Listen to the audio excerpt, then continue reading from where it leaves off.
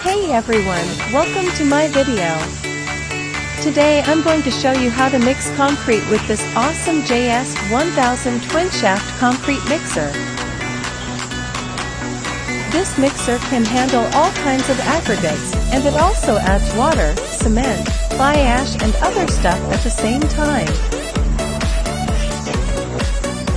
It has two big shafts with 7 blades each. Some models have more or less blades, and they spin really fast to mix everything together.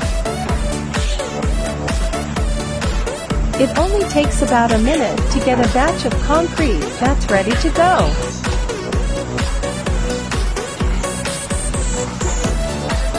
If you need any concrete equipment, don't hesitate to contact Trucy.